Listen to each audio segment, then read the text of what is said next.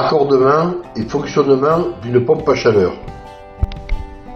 Cet article est destiné à informer et démontrer à tous ceux qui désirent se lancer dans l'auto-installation d'un plancher chauffant et de sa pompe à chaleur qu'il est possible de le réaliser soi-même.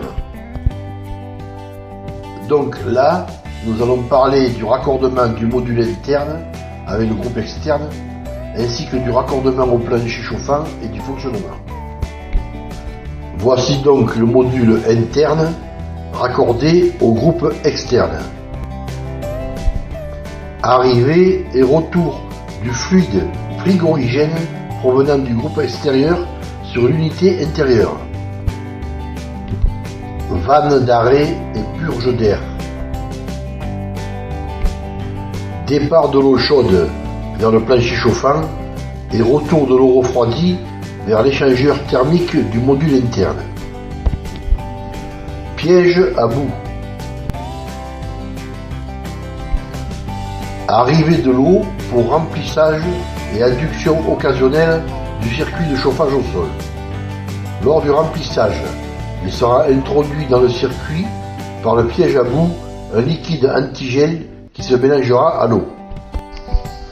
Ces deux vannes permettent à la procédure d'adduction éventuelle d'eau si la pression n'est pas suffisante. Au milieu se trouve le clapet anti-retour. Ce dispositif va permettre d'assurer que l'eau traitée du circuit de chauffage ne puisse en aucun cas retourner dans la conduite d'adduction d'eau et polluer le circuit d'alimentation en eau potable. Le chauffage au sol est partagé en deux zones. La première zone concerne les pièces à vivre. La seconde partie concerne la zone de repos, les 4 chambres. Nous avons donc un premier collecteur qui concerne le départ d'eau chaude vers les boucles de la zone 1. Il est composé d'une vanne thermomètre qui indique la température de l'eau fournie par la pompe à chaleur au départ du circuit.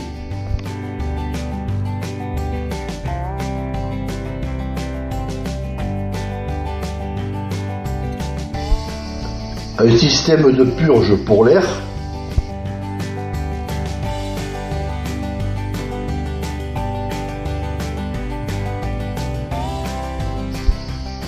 et les débitmètres qui se trouvent au départ de chaque boucle.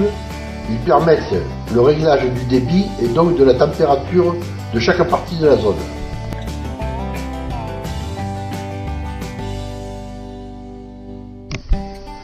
Départ de boucle.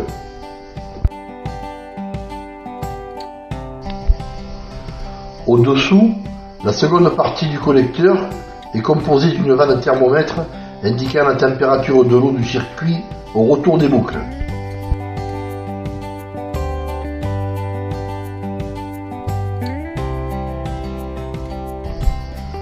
Le système de purge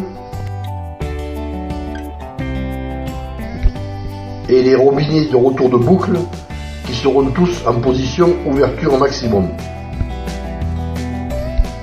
Retour de boucle.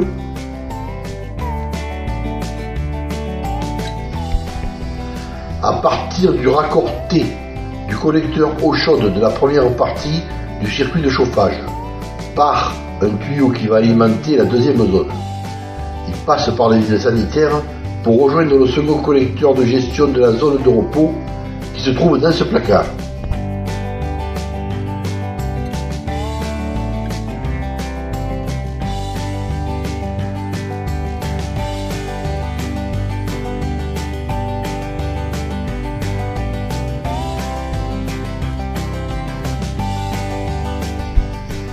De là, le retour des boucles part de ce tuyau et rejoint la pompe à chaleur par le vide sanitaire.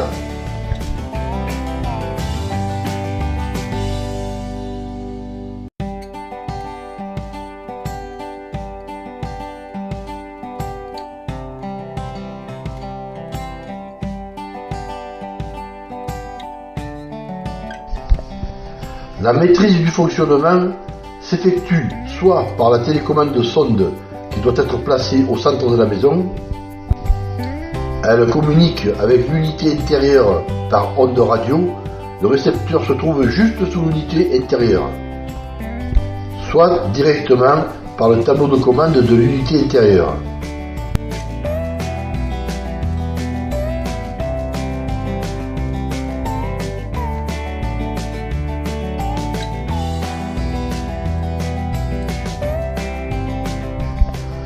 Une chose importante à surveiller, surtout en début d'utilisation, c'est la pression d'eau dans le circuit.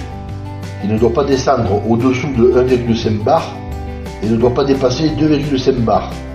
En tout cas, elle doit rester dans la zone verte. Voilà, je pense qu'il est tout à fait possible de faire ces travaux soi-même, excepté le remplissage de la pompe en fluide gazeux frigorigène qui doit être fait par un professionnel. J'espère que cet article vous sera utile. Cette vidéo vous a été utile, un petit clic sur j'aime, ça fait toujours plaisir. Pour plus de précisions, rendez-vous sur les blogs bâtir-sa-maison-overblog.com ou bien bâtir-sa-maison.net. Abonnez-vous pour être informé des futures publications.